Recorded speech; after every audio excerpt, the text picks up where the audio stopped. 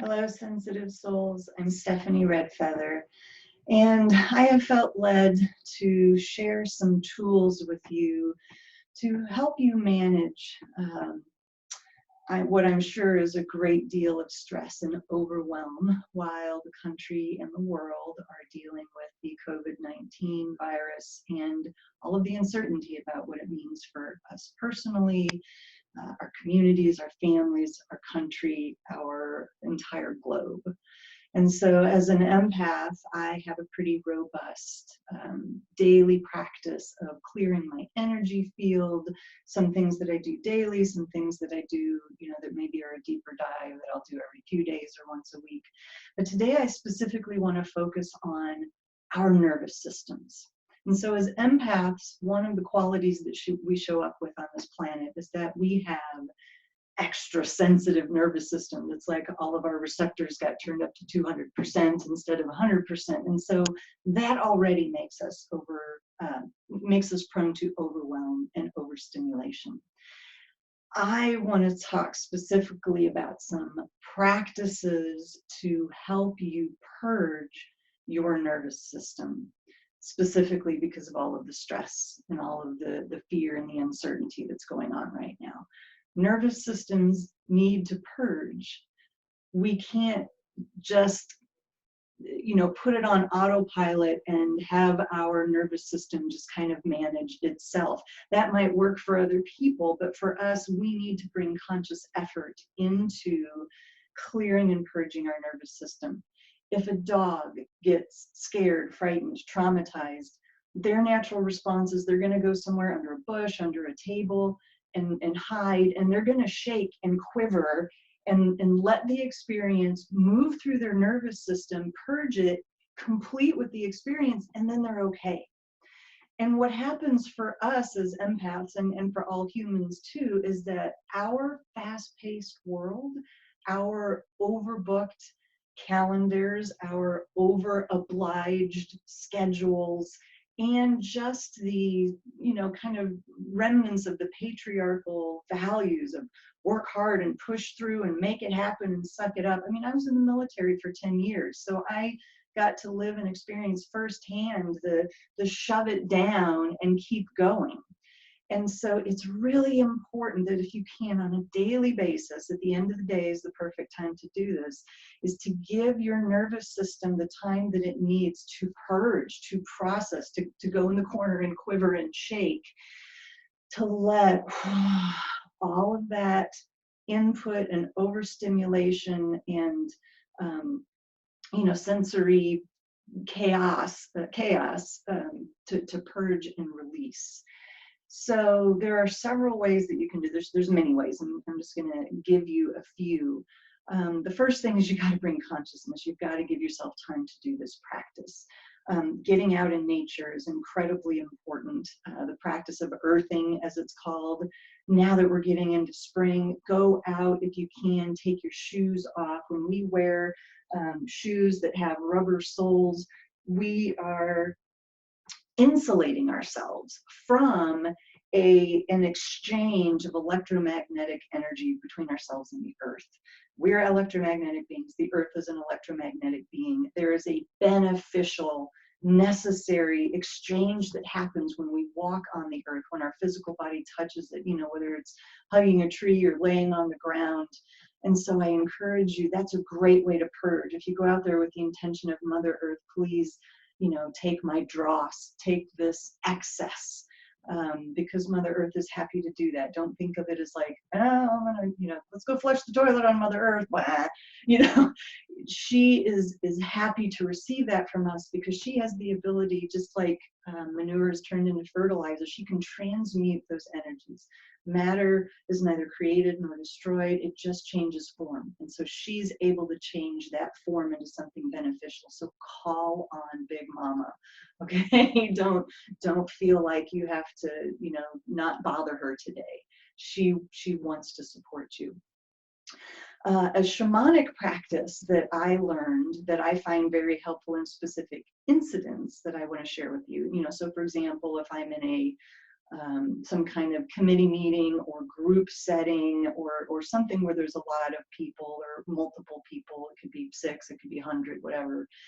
And I start feeling the energies getting tense, is I will take these 2 fingers and I will point them down. I know you can't see that in the camera, but basically I'm just pointing them down, and I'm acting like a lightning rod to ground that energy. So I'm not taking it on. I'm not trying to make it my own. I am just, it's almost like I'm offering myself as a way to discharge the heightened energies. Now, since we're told to sequester in place, we're not really coming together in groups, but that might be a process that works for you, just sitting at the dinner table or watching TV. If that resonates for you, is to just take those 2 fingers and just imagine that you're discharging and releasing all of that energy from your field. There are a couple of other practices that I want to emphasize that are related to tending to your nervous system, and that is allowing the excess of emotion to move through you, because it's already our nature to connect in with every other conscious being on the planet and feel what they're feeling and take on their emotions if we're not careful with what's going on in the world right now. I imagine most of us just want to go to the most remote corner on the planet and suck our thumb and curl up in a ball. And so managing all of those energies is really important. And this isn't about going to the dark side or getting, you know, sucked into depression or negative energies or anger. It's recognizing the real fact that we're human, and we're going to feel fear, and we're going to feel confusion, and we're going to feel discomfort, and we're going to feel the effects of the chaos and the unknown. And that can build up in our bodies as well.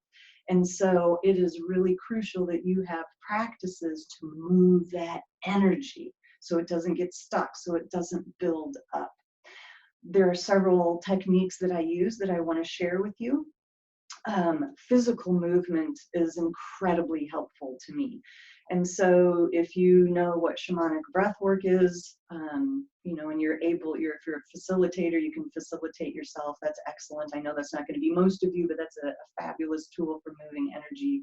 If you know some breathing practices that are a little bit more active, that move energy through your body, it doesn't have to be shamanic breath work. It can be some other kind of breath work using that breath, you know, but having physical movement in your body, not just sitting and breathing, but moving the body, bending the joints, you know, wiggling, getting the spine activated. Those things are important. So dance, putting on music is a fabulous way to do this, especially with intention, you know. So just, you know, putting on a piece of music and dancing for joy and fun because you just like it is one thing. And it's amazing how what happens in your body shifts just by you adding the intention of, I'm going to put on music that I love and dance and move my body with the intention of moving excess energy, you know, moving the excess charge, the overload out of my system. So use movement in whatever way that you can. Even if you know, go for a bike ride or go for a run, if you add the overlay of, I'm doing this to clear excess energies and emotions and everything else I've picked up in my field out, that's a great way to do it.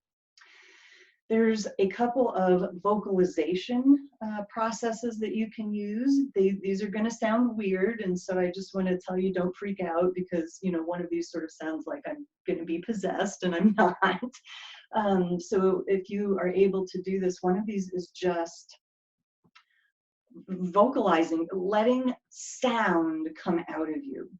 And I have not done my spiritual clearing practice this morning for the purpose of this video, so that I can try to access the most authentic example for you as I can. So I'm going to take a moment to just demonstrate what that might look like, because I'm human too, and I've got stuff in my field that I'm feeling from the collective. So I'm just going to demonstrate what this might sound like or look like.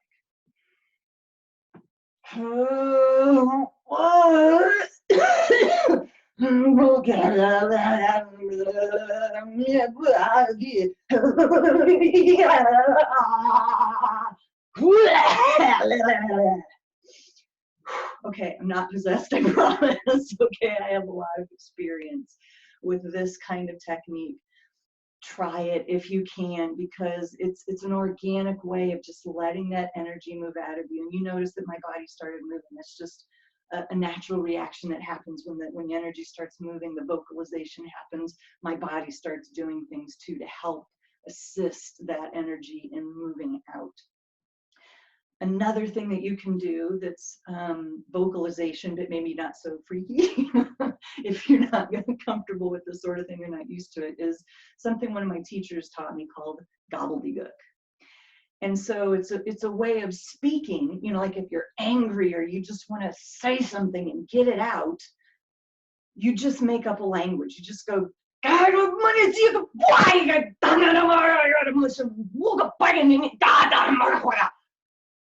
you know, whatever ones to come out of you. It doesn't make sense. It's not supposed to make sense. It's not any kind of a language, but it's another way to move energy. So I recognize some of these things might be a little bit freaky and that it's okay if you don't want to do them. And because we're sequestering in place, it may be hard to do this because you've got other people in the house who might be like, what's going on with mom or dad or whatever. So if you've got people in your house that are cool with this, that are, you know, understand what's going on, just tell them that you're getting ready to do this thing so they don't freak out. If you have land and you feel like you can get out and vocalize in the middle of your field or woods, then do that.